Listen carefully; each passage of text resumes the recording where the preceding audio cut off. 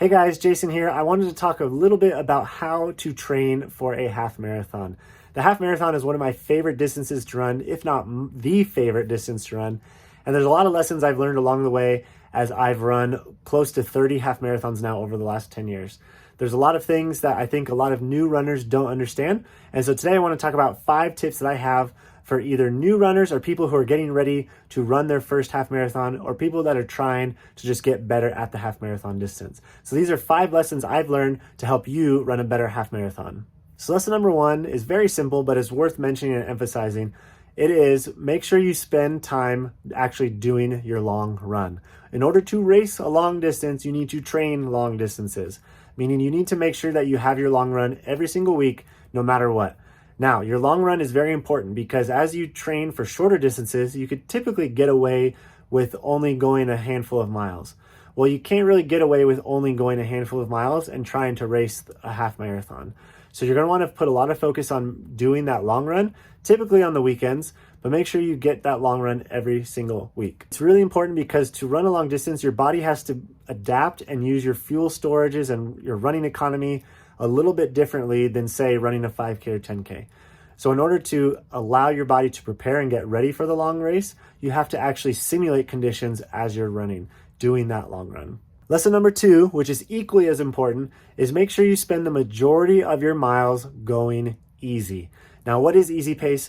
Easy pace for me is something that's conversational pace, meaning if you're running with someone, you can carry a conversation with them. I have a little trick to remember what easy pace is. So we already talked about keeping it conversation pace. The second C is keep it casual, and the third C is keep it comfortable. If you could keep it casual, comfortable, and conversation pace, that is a true easy pace. If it's any of those things, if you're uncomfortable, if you feel like it's forced, if you feel like you're not running as calm and collected as you should be, hey, those are a couple other C's. There you go. It's more beneficial to go slower on your easy days than try and push that easy pace. The third lesson, and there's quite a bit of polarity on this, but my recommendation is to make sure you're running at least 4 days a week.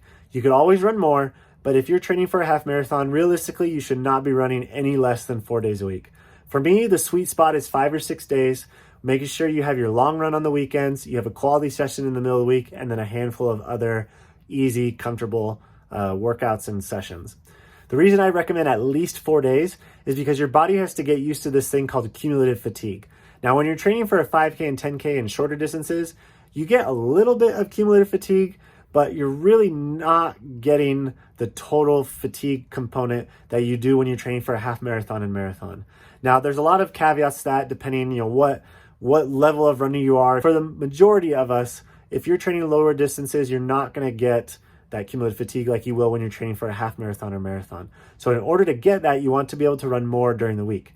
Now, you run more to get that cumulative fatigue because when you're training for a longer distance, your body's going to go through more changes and more fatigue and more adaptations while you train and then during the race. So you're going to want to be able to get used to running on tired legs, on legs that are beat up a little bit, because when you get on race day and you taper down to race day, your body's going to be so much more ready to compete and race that half marathon. Lesson number 4 is to recover. And you're going to want to recover and then recover some more and recover.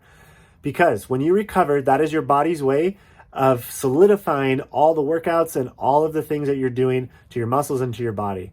When you go to sleep at night, your body naturally shuts off and goes into this kind of factory reset where your body's actually able to adapt and work on all the micro damages and micro trauma that you put in your body through your workouts and through your training. So when you sleep, you're able to actually go through the recovery and regenerating process. Now, how much sleep is too much sleep or how much sleep is enough? I would recommend getting at least 7 hours. Now, some of you may be laughing at this point because you're not getting close to 7 hours, and that's okay. I understand. Life happens. We have kids, we have jobs, whatever. Shoot for 7 hours. 7 to 10 hours is a good amount of hours to sleep. If you can nap during the day, take a nap during the day. The more sleep you can get, the better off you're going to be. Another component to recovery is your nutrition and what you're putting into your body. One of my best friends and good runners who runs professionally, Rory Linkletter, talked about his body is a Ferrari, and when he eats, he puts Ferrari fuel inside. And I love that because when we eat throughout the day, are we putting it because it's convenient or are we putting it because it actually has a purpose? Now, not all of us are perfect, and I'm not perfect by any means, but put a little bit of emphasis, a little bit of focus onto what you're putting into your body. The better quality foods and nutrition you're putting in, the better fuel and recovery your body is going to have, that you can continue to get better. And tip number 5, and I tell this to all my runners, is if you're going to run a long distance, make sure you enjoy it, because if you don't enjoy it, you're going to be miserable. And there's nothing more miserable than going through an entire training plan, being unhappy, getting up early, running longer than you're used to, running in conditions you're not used to show up on race day, to get up extra early to run that half marathon and just be miserable the whole time. So make sure you enjoy it. And to enjoy it, if you need people to run with, find people to run with. If you want to go by yourself, go by yourself. Do things to entertain your mind and entertain your body so you can continue to enjoy the running process. Running is supposed to be fun. We work hard and we play hard as runners. So make sure you're doing the things to actually enjoy the process. So those are my 5 tips. Those are some of the lessons I've learned along the way in my journey as a runner. Now, if you have any questions, please reach out to me. Be sure to smash that thumbs up button, hit that subscribe button.